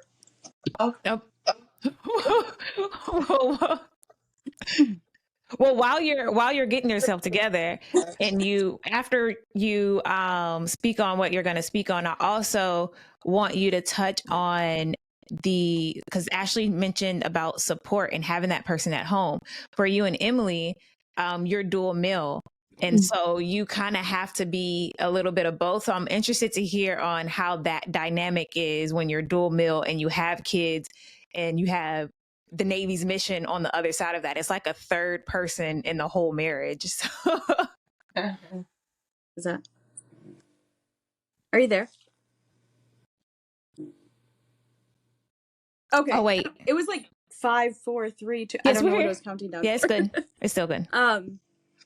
But I was gonna say, you do find there are some commands that are supportive. So I did a tour at the Blue Angels, and I had my one daughter, my oldest daughter, while I was there. I had her right before I went there. And so then you're there for 3 years. And so my husband and I knew that I wanted to leave there pregnant to like time everything out. So the way that their season will go from March until November. And so when you're in winter training season, you'll pick the shows. They take two LSs to every show site, sometimes 3, but for the majority it was 2. And so when I was picking my shows for that year, I front loaded all of my shows because I knew that I wanted to leave there pregnant. And so if you had to average like 12 to 13 shows per season to, share your workload of it. And so I never wanted to make anybody seem like I was trying to get out of going to shows, and I wanted to make sure that I was hitting, my portion. So I front loaded all my shows. And I got halfway, so that meant like every weekend for pretty much until August, I was on the road. Well, like halfway through that, I was traveling and had gone out one night and just was like not feeling right. And it like clicked with me. It was like, oh my gosh, I think I might be pregnant. So I went to a CVS on, in whatever city. I think we were in Annapolis for the show. And went to the CVS, and lo and behold, I was pregnant. And I was like, oh my gosh, this is not the time that we, planned for. So in the Suppo, we were all really, really close in that command. And so the Suppo and I had many conversations. And so he knew, that my intent was to be pregnant leaving there. And so I remember we showed up to the air terminal that next day. And I said, Suppo, I need to talk to you. And he's like, don't say it, because I know what you're going to say to me. And I was like, okay, but I spent all night reading the instruction. I know what I'm allowed to do. We're traveling to big cities every weekend. I'm within an ER. I can travel up until I'm 20 weeks pregnant. Like, I was like, you're not pulling me off the road. Because that was my fear, was like, I didn't want anybody to be like, oh, she got pregnant. Now she doesn't have to do the air shows, So I was like, I figured it all out. And he's like, if that's what you're wanting to do, he's like, then I'll fight for it. He's like, but if you want to leave, I'll fight for that too. And I'm like, no, like I signed up to do this. I want it. I'm fine. I'm not handicapped. There's nothing wrong with me. I'm I can do it. And so the CMC just happened to be on the road at the same time too. He didn't always travel with us, but he was there that weekend. And so we sat down with him, and he immediately was like, well, you have to pack your bags and go back home. And I was like, no, I don't. And this is the instruction, and this is what I want to do. And he was like, okay, we'll support you. And so for like 2 weeks, nobody else on the team knew. And then it slowly started to come out. And so then you had the guys that were like, get off the flight line, Stephanie. Like, you can't be out here. And I'm like, there is nothing wrong with me. Like, I'm just pregnant. But so I say that to say there are commands that will support your decision. And if it, it could go either way. And I have experienced both, luckily. But yeah. But the dual military. And so what about the dynamics of dual mil? For me, definitely tricky. And it is one of the reasons why I also was like, I just need to get out because, my kids, they deserve some one of us to be that stability piece for them. Because it was like we're a revolving door. When he's gone, I'm home. And then when he gets home, I'm getting ready to leave. So it is hard. And I hate saying this, but I'm also super happy saying this. My mom is our live-in nanny. So we're super, super lucky. The kids have that stability piece where, at this point, she's spent more time with my kids than I have. And so she's that constant piece for us. My husband, he just wakes up and goes to work. He doesn't have any idea, how kids do anything. He doesn't have any idea how bills are paid. He literally wakes up and goes to work. Yeah. Does a great job. What about you, Emily? What's your family dynamic? Well, in my next life, I'm going to be a dad. I'm going to wake up on Christmas Day and I'm going to be surprised to see what Santa Claus brings, just like everybody else. So it doesn't sound like my dynamic is that different from Stephanie's, which is funny because it's just universal. So my last job, I did work for a great boss. Known my reactor officer previously, and I was a PA on a carrier in the yards.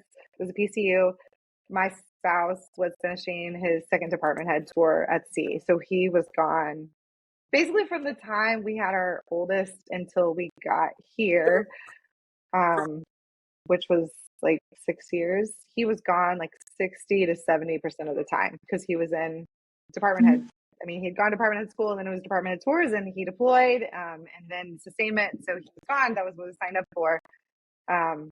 So sometimes I felt like I did it all just because like he was like busy working, but then also like he was gone. So I really was doing it all. And COVID hit in the midst of that, which was like a nightmare for anybody managing childcare. We were super fortunate in that aspect. I had already hired a nanny. That was a decision we made when my oldest was 4 months old, is when he went to department head school. So I knew I was going to be on my own a lot. I found that transition very difficult. I really felt like I needed that support, and fortunately we could make it work. And so she was already with us when COVID hit. But still, like if she got sick or something happened, like it was me. Or if someone needed to go to doctor's appointment, it was me. My spouse's CO at the time was like, she's just an EDO on shore duty. You are a warfighter. You should never have to go home for anything. That was what his boss said, which is like, you can imagine how well I received that. But here I am, then like, well, how many times do I need to tell my boss, like, I need to leave or I need to do these things because we all have a job to do too. I felt super fortunate that at that time I worked for someone that I could just be honest with. Like when life happened, like he knew I was going to go, but he also knew when I really needed to be at work and I needed to do things, I was going to do it. And so I found like, I just know, I feel like you always have to be prepared for the other shoe to drop. Like, so if I can't always rely on my other parents in the household, like maybe they have duty, maybe they're going to be gone. Like you just always have to have a plan like A, B, and C, because plan A, like you can't always rely on it. And but it's always changing. And so it's this mental like exercise that you always have to do. Like the amount of work that we go through, like just to get to work before we even get there is incredible. And so I also like, sometimes I would be so exhausted, but I really tried to like educate my peers on that because I just had no idea. And one day my desk was right next to an LDO's desk who'd been in like 100 years, and he was an empty nester. I mean, not that long, but he was a nice guy. But he had one child who'd been out of the home, and a spouse that had never worked. I mean, God bless her. She packed his lunch and a snack every day. Like it was amazing. I was like, I mean, I wish I had someone packing lunch for me. And one day I showed up late, as I'm always like a disaster. And he was like, why? Like, Emily, why are you so late? Like, how do you do this? And I just that person at home that cooks the breakfast and does the things and yeah. before I get here. I'm doing the best I can. And so that became my mantra. I was like, it's COVID. Life is a disaster. I have toddlers that are disaster. It was like, I'm doing the best I can. And I just I really leaned into it because there was no other way to do it other than be honest. And what I found is that, I was in the back office, but we have all these sailors. We had other women. We had single parents. We had all these people navigating this disaster of childcare. CDCs would shut down. Things would happen. And I had a peer come in and they're like, this sailor, she has had childcare issues since she has been here.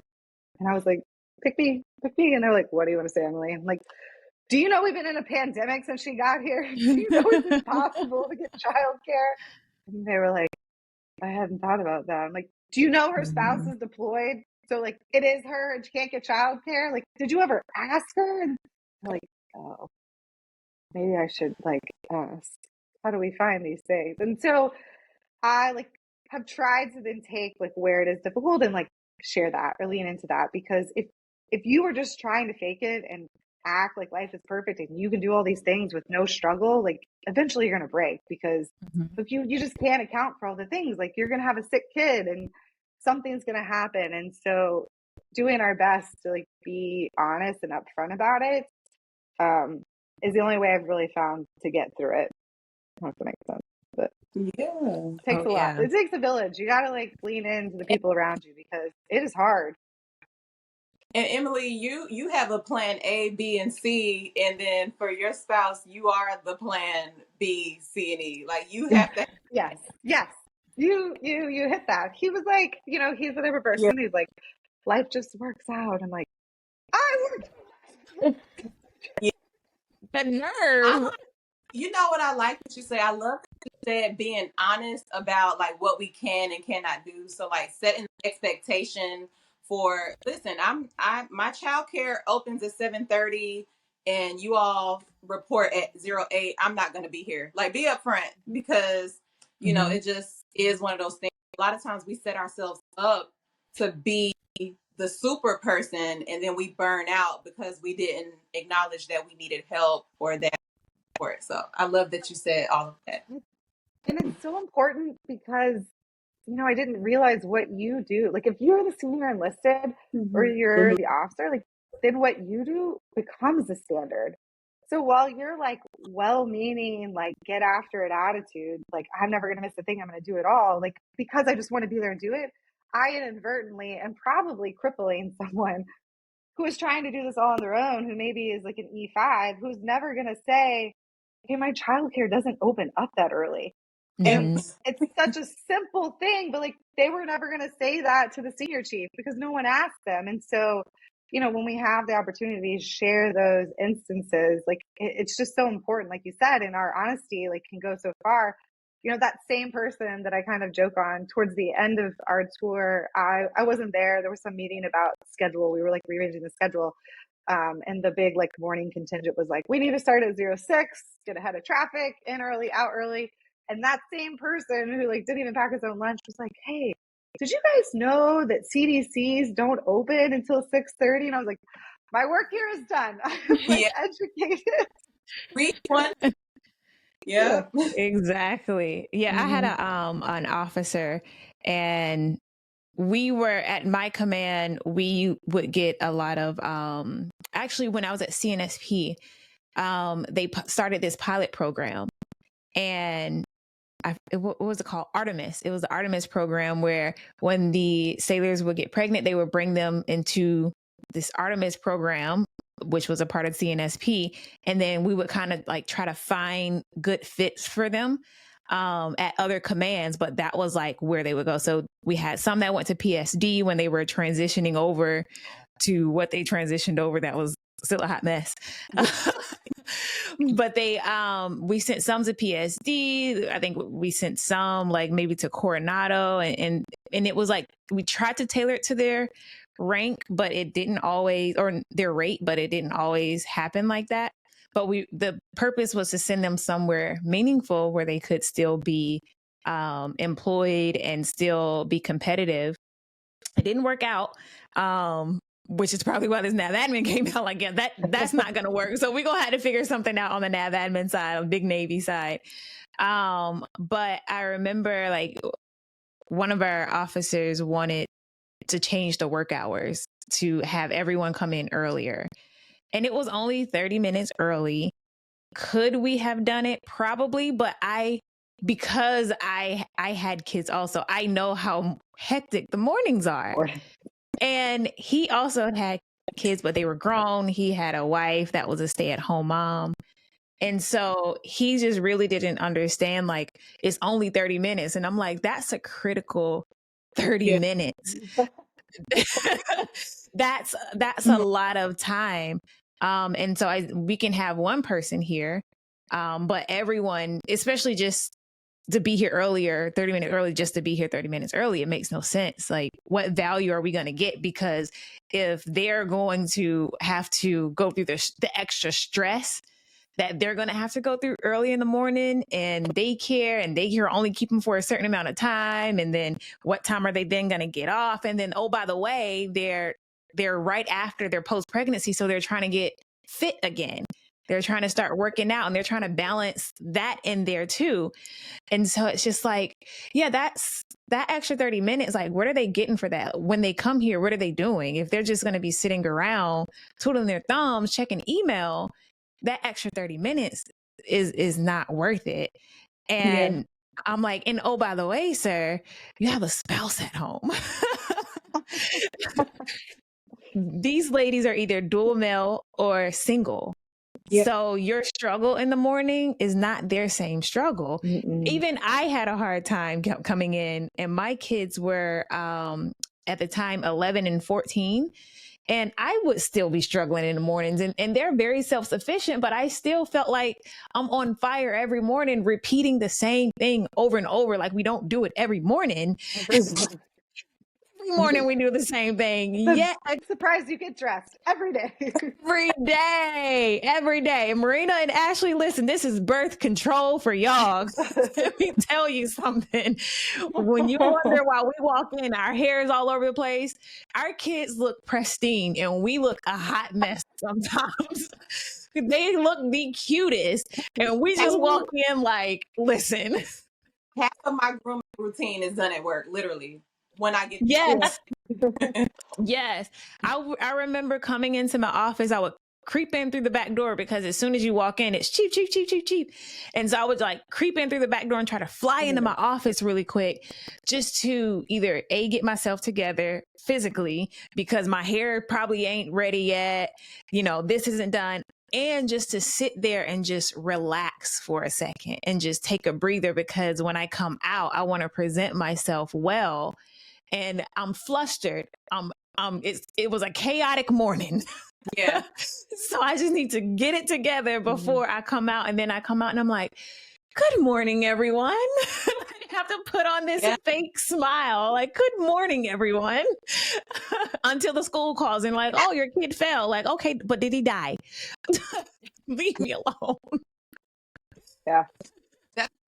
Since that's a real thing, like the coming in the office, and everyone is expecting for you to come with the energy. So if you don't come in right, then the mood just goes downhill. And I'm just like, y'all are putting a lot of pressure on me to Yes. set the tone. But we do. Women, we set the tone in the work center. We do. So I have to come in no matter what meltdown my son had, no matter what. I have to come in and be like, hey, good day. Like, I have to do it. So And that kind of leads me to my next question regarding like women in Mm. leadership. I've often heard where it's like when you talk about female commanding officers and they'll say like, oh, female commanding officers are the worst. They're meaner, they're tougher. What have been your experiences with female COs? Do you think that that's true or not? And if so, if you have experienced a female CO that is tougher, why do you think that they have to be that? So what are your experiences? Who wants to take that one first? I have an experience with that. So I had an OIC that was a female when I was in Bahrain. And she was one of the boys. She was not at all a girl's girl. A lot of times she would compare me to her and make little derogatory comments towards me. But when it came to the guys, she was all about them. We were at an FDRMC, so we were the mission was fixing ships and things like that, and so she was all about that. And she really diminished the female staff, and we had a lot of hate and discontent towards her. So giving grace, because I always like to, go into the head and go into the mind.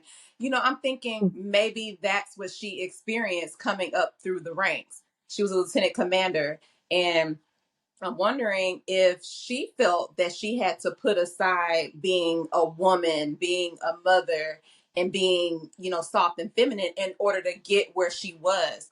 And maybe when you have I was the first class at the time coming in, and I lean into my femininity. I don't mind that. I'm gonna get the job done. I'm tough, I'm fair, and I'm efficient. That was just not enough for her. And I think that sometimes she would project onto me like I needed to be something different. And I just wasn't going for it. So we did have a few words. She would try to make changes in my evaluation and things like that. And I'm the type of person that will come right to you and be like, ma'am, you got a moment? Can we talk about why you removed this whole excerpt from my eval that's very important to my progression? And do you know that this lady threw the out in the air? Literally, like I'm sitting there, my CMC is sitting there with me, and he's in disbelief because I'm being professional. Ma'am, is there a reason? Help me out. And she literally tossed the folder in the air and was like, well, if you want to fix it, then go fix it. And I was like, who compose? Because I didn't know who the hell she thought she was talking to. She sat there and I let her gather herself and she got up, she picked up the folders, she composed herself.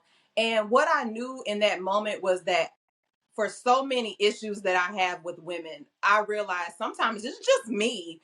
It's just the way that I present myself, the confidence that I come with, and it disrupts people's peace. It really does.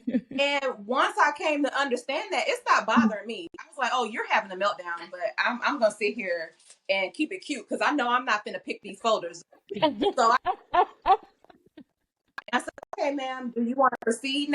And she said, well, you know what, one, if you want to make the changes, make the change. Absolutely will. And I took them, I made changes, and then routed it up, and she signed it.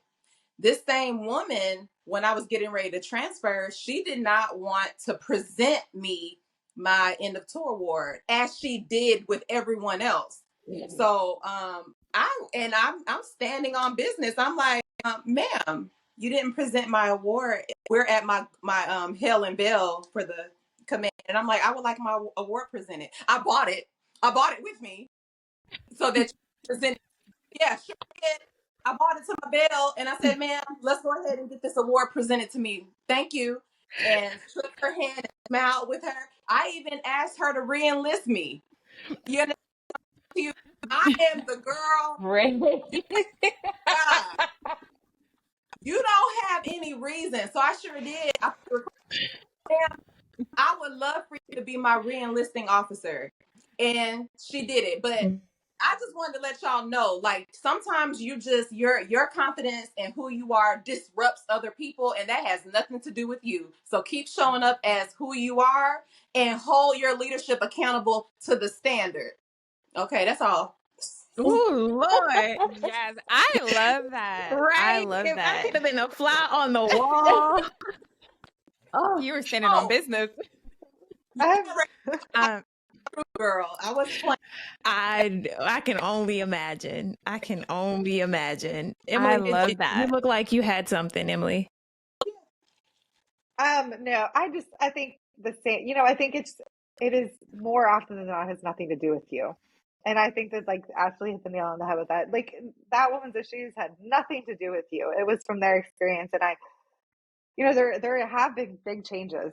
Sometimes I don't feel like I've been in the Navy that long, but like it has been. But then people like 10 years ahead of me, like you alluded to, the senior enlisted women and the officers, there were women, like their experience was very different than mine. And, I think that that's where that comes from. Like at some point, I feel like it's hard for women to not be scrappy. It's like we learn to be scrappy and we learn to be defensive. Mm-hmm. I feel like we have to justify our existence all the time. Mm-hmm. And you either like learn how to take that and just hold to who you are, or you become this scrappy defensive being that just like lashes out because you always are on edge. Like you're always trying to justify and you think someone's coming at you instead of just showing up and be like, this is me and this is the type of leader I am. And like, I'm not for everyone, but I'll be for somebody. And you know what? The beauty is we have a dozen other people. Like we're all different. And so like, I don't have to be like all these other leaders. And I feel like sometimes like women that were in that maybe didn't feel like they had that choice or didn't have the support to do that, they've like always had to fit the mold. Mm-hmm. It can be hard to accept someone junior to them. It's like, I'm just not playing that game. Like, I just can't do it. I can't show up. It's too exhausting to not be me. And I think that's really hard for somebody. But I mean, the only thing you could do is keep showing up and know that it has nothing to do with you. And you will find your people. And in the end, like, they're probably the lonely, miserable one. Like, they're going to be the one that doesn't win out because that's no fun. It's no fun to put yourself on an island. And I think that, like, eventually it works out. Like, you can only go so far being miserable and sitting on an island. And eventually, like, it catches up with people. Yeah, that's so true because the story that I mentioned earlier about the person that was like the mean girl when I was a chief, that CO was tough and even tougher on her. Mm-hmm. And so once I saw the dynamic of the two of them, I realized that it wasn't me, that it was just her. And I was just like, ooh, yeah, you got a whole lot of problems. So I'm just going to stay back because that CO, she was already, one that was a tougher CO anyways. And then she was very quick tongued. She's going to say what she feels. She's not going to really sugarcoat very much. Which I kind of like that approach sometimes because you know what you're going to get. You're not going to get two people. You know exactly when you come to her, you better come correct. And I can respect that. But she just used to give this certain person absolute hell. And they then tried to give me hell. And I was like, oh no, you can keep that over there. That's all you. Keep that all over there. Nope, I don't want any parts of that. Anyone else have anything for commanding officers who are tougher? Or do you feel like in your leadership role that you have to have tougher leadership? I love what Ashley said because I have had our XO was a female and then our CO was a female, but the CO wasn't confident. It was her first tour as CO. She didn't speak English very well. So the XO, I watched her bulldoze and essentially was the CO. And she was an LDO. She was a yeoman chief before, so I just watched her make the command her own, and the CO just sat back and was like a yes man, and I was like, okay, I'm junior, so I don't say nothing, but I just seen she had to be harder. The LDO was just harder on us because she said, well, I've been through more than you have, so the excuses y'all have are just nothing compared to how she grew up in the Navy or how she came up. So I just see like they've had, some of them, I believe people before me have had it hard. New instructions. So in my head, okay, I've had a little coasty little career, and the people before me have paved the way for everything we have now. So sometimes I understand, but then other times I'm like, this is a wee bit much. They're like really hard on the girls, especially when it comes to things that they've done and to what we have now. They think it's just easy. Absolutely. And last question I have for you ladies. Let's talk about challenges that you face in the work center. Either work center, wardroom, CPO mess, collateral duties, whatever, where you feel like challenges that you face where you feel like had you been a man or had you not been a woman, you probably would not have had to have that issue. It would have been a non-issue, or you would have been heard faster, sooner, or at all. And we'll start with you, Ashlie. You mentioned you like this one. Oh yeah, I do like this topic. But did anyone else want to speak on it? Because I feel like I've been talking a lot. I think for me it's being comfortable. Like, I don't believe you have to kiss ass. I feel like your work ethic should speak for itself. So I often feel like, I was passed up for Sailor of the Year, but I know I'm a top sailor. So, but it's because I don't do all the extra stuff. Like, I'm respectful. I'll do command functions and events. I'll fundraise. But I don't feel like I have to talk to you every day. I don't feel like I have to talk about other people with you. I don't feel like I have to gang up with the person that the command collectively is trying to put paperwork on and kicked out. Actually, I'm going to actually go be friends with the black sheep. So I often find there's a battle of not believing you don't have to kiss ass to promote. You don't have to do that to fit in. You can literally be yourself and do your job, and that is enough. I know it could get political, but I always struggled with that. And then just also feeling like I got in positions or duty stage or things, commands, because I'm a girl. So I'm an ABE, but I've always worked in admin. I've always been in maintenance control.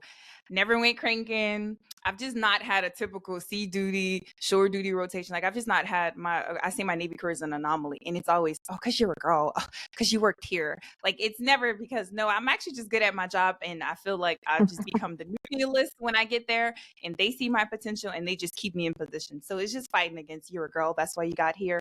And just like, I'm not kissing nobody, but I'm gonna work hard, and hopefully my work ethic speaks for itself. So those things are struggle, but I'm working it. Okay, princess. Anyone else? I think. Go ahead. So I'm married to someone that's the same rank as me. We joined the Navy the same year. We've gone through we're in different communities now, but we've gone through a lot of the same steps. So I've always had the ability to like watch both of us. Like, I can watch how we're both received when we walk in a room, and it has always struck me that like, if we show up on day one, he is here and has every ability to lose it. I feel like I start here and have to work my way to there. Like, as the woman in the room, more often than not, I felt like I have to earn every bit of credibility and legitimacy I have, instead of just walking in with it and then people being like, either you live up to that or not. Like, you have to earn every bit you have. And you can get there, and you can be on even basis, and your work ethic will show that, and your performance will show that, and hopefully your next command receives that. But I definitely have felt like, maybe not as much as I did maybe day one in my Navy career, but I have felt that day one in the door, like, you better start working for it, because otherwise, like, you're not going to get to the point where you want to be like seen as that like credible and legitimate member of this team sometimes. So can I kind of speak on that? So I've actually felt that way my entire career. I have felt like I needed to know everything. I always felt like I had to show up and just like show completely out just to be noticed in just a little light. Just like coming from being undesignated with the yeoman community, a lot of yeomans are like, oh, you're not a pure yeoman. So it's like, well, yes, I am. And I'm still in the instructions. I still go to the trainings. I'm still super involved with my community and stuff like that. It's just, I've always felt like I wasn't good enough until my most recent command. I got there as a second. I busted my ass to get accomplished so many things, and I'm finally seeing that it's like paying off. And everyone knows that, like, oh, I can go to Y&1 about this, or oh, Y&1 knows kind of about this. And like when we get junior sailors, they're like, oh, hey, like, what do I do in this light? And it's just, I have felt like I've never been able to just like breathe and walk in and be like, oh, she's the one. I just feel like it's like a constant battle of constant proving and like, hey, I'm great. Like, Right. Yeah, and I've had that feeling too. Like, and I remember there was a guest. It may have been the last guest that we had on the podcast, Lieutenant Commander Travis, and she mentioned that she was, I think it was her, but she mentioned that, oh no, actually no, it was someone else that I worked with. She mentioned that they were in a meeting and someone asked a question. She gave an answer vocally and no one responded. A man said the exact same thing and everybody was like, oh, that's a great idea. What? So I think it's so true. Sometimes it's just like, we'll say something and it's almost like they need a second opinion to validate what we said. And it's just like, no, like, why do you need that from me? And Emily, like, it's so crazy how, like, you get to see, since you're the same rank, it's like you get to see it way different than because we just have to speculate, like, is this because I'm on? But you see it like side by side comparison. Like, because sometimes I would have to question, like, am I just being sensitive here? Like, maybe I'm perceiving something wrong, but yours is like, nope, boop, we got him here. Sure, yeah. We got me here. We're the same, very different. Very different. But right, it's interesting because he's always had, oh, sorry. Go ahead.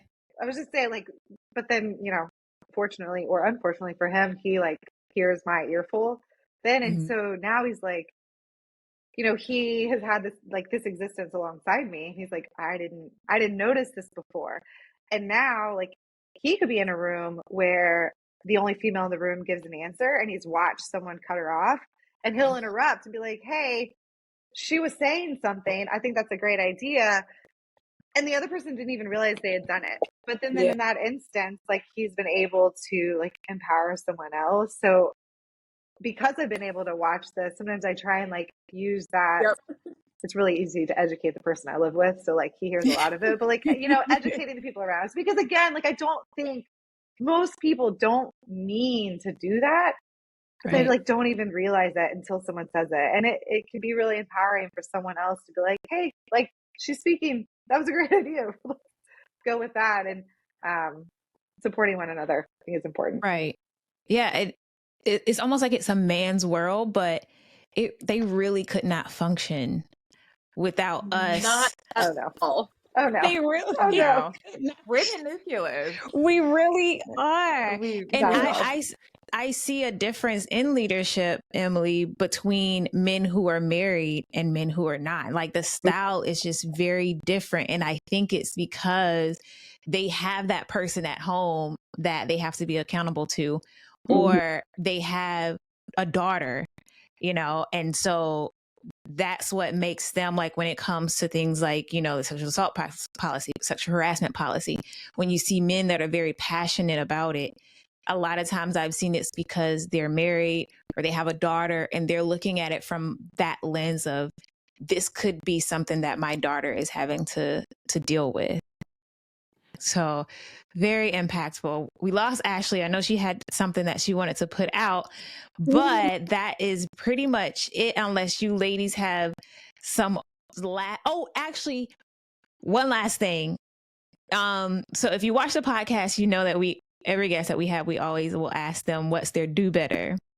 A do better is something that you feel the Navy could do better at. It can be anything at all. So we'll start with you, Marina. What is your do better? My do better for the Navy. Do better with coming out with instructions with no follow-up. That new AB instruction that said you can't put on rank, can't make rank unless you take a E6 billet out to sea, and they're doing the same thing with senior chiefs. It was my first time up for the exam this cycle. I was like, you know what? I'm going to just either get out or put a package in because I'm not going back to sea as an ABE. I love y'all, but that's not in my cards. So do better with abruptly coming out with instructions with no further guidance. I couldn't waive my right to take the test because I might still need Navy's money for school.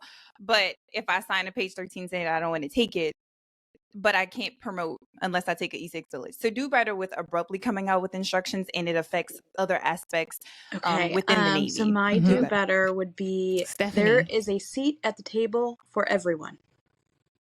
We don't have to step on each other. We don't have to knock each other down. There is a seat at the table for everyone. And once you embrace that mentality and you help everybody succeed around you, then you yourself are going to be unstoppable as well. So there is a seat at the table for everyone.